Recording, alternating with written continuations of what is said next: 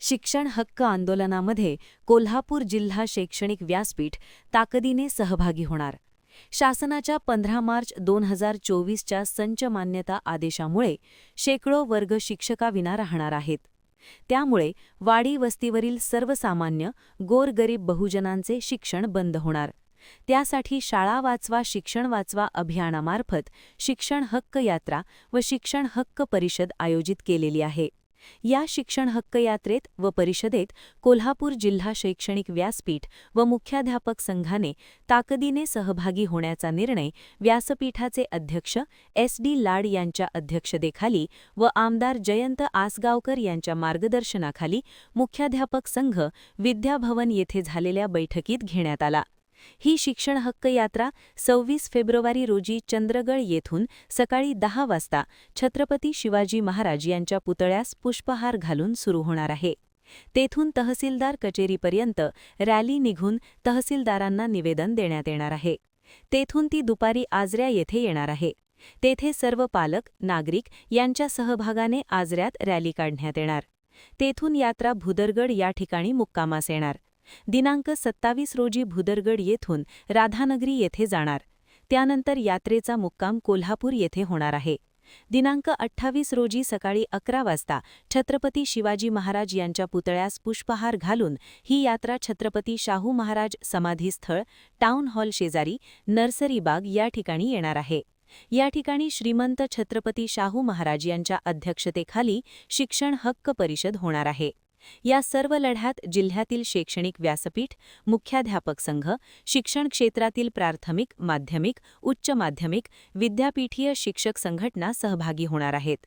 यावेळी मुख्याध्यापक संघाचे अध्यक्ष राहुल पवार सचिव RY पाटील विजय देवणे संस्थाचालक संघटनेचे अध्यक्ष शारंगधर देशमुख शिक्षक नेते दादा लाड सुधाकर निर्मळे सुधाकर सावंत उमेश देसाई राजेश वरक राजेंद्र कोरे प्रभाकर हेरवाडे उदय पाटील प्रसाद पाटील मनोहर जाधव शिवाजी भोसले इरफान अन्सारी रवींद्र मोरे रियाज शिकलगार विजय सुतार संदीप पात्रे सूर्यकांत बर्गे इत्यादी विविध संघटनांचे पदाधिकारी मोठ्या प्रमाणामध्ये या बैठकीमध्ये सहभागी झाले होते।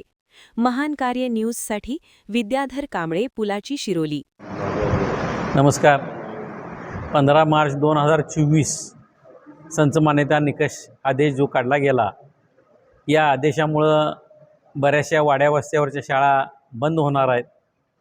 त्या ठिकाणी या वाड्या वस्त्यावरच्या मुलांची आणि खास करून मुलींची शिक्षणाची व्यवस्था ही पूर्णपणे बंद होणार आहे। त्यामुळं बहुजन समाजातली जी मुलं आहेत यांची शिक्षण प्रणाली उद्ध्वस्त होण्याचं षडयंत्र मला वाटते या निमित्तानं त्या ठिकाणी शासनाच्या वतीने केलं जातं आहे।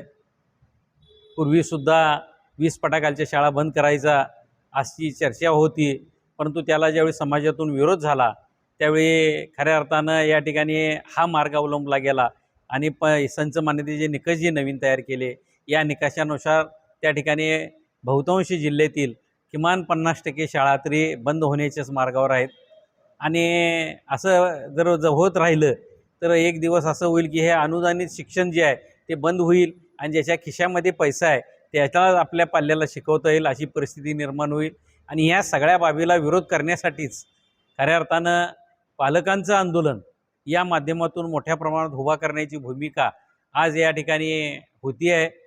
राजकारण विरहित त्या ठिकाणी समाजामध्ये हे आंदोलन उभा करण्याचं काम या माध्यमातून केलं जातं आहे आणि ह्याच्यामध्ये महत्त्वाची भूमिका बजावण्याचं काम शैक्षणिक व्यासपीठाच्या माध्यमातून होतंच, परंतु त्या ठिकाणी समाजातील बरेचसे घटक ह्याच्यामध्ये ताकदीनं पुढं आलेले आहेत आणि या समाजातील घटकांच्या माध्यमातूनच हे आंदोलन उभं केलं जाणार आहे। या आंदोलनाबाबत मला वाटते विजय देवणी जी सगळी माहिती देतील की आंदोलन कसं असणार आहे काय असणार आहे, परंतु या ठिकाणी आंदोलनाचा जो पहिला टप्पा आहे हा टप्पा यशस्वी करण्यासाठी त्या ठिकाणी शिक्षकांनी चांगल्या प्रकारचं सहकार्य करावं, कारण शिक्षकांची ही जबाबदारी राहील की ह्या वाड्या वस्त्यावरच्या मुलांना त्या ठिकाणी चांगल्या पद्धतीचं शिक्षण देणं आणि त्यांना चांगल्या प्रकारचं शिक्षित करणं ही खऱ्या अर्थानं आम्ही शिक्षक म्हणून आमची ती जबाबदारी असणार आहे। त्यामुळे हे आंदोलन त्या ठिकाणी चांगल्या पद्धतीनं करण्यासाठी ह्या सगळ्या सर्व शिक्षकांना या निमित्तानं मी आव्हान करतो आणि या जे समाजामध्ये जे पुकारलं गेलेलं आंदोलन आहे, या आंदोलनामध्ये शिक्षकांनी मोठ्या प्रमाणात त्या ठिकाणी सहभागी व्हावं, पालकांचा सहभाग वाढवावा एवढीच विनंती या माध्यमातून करतो. धन्यवाद.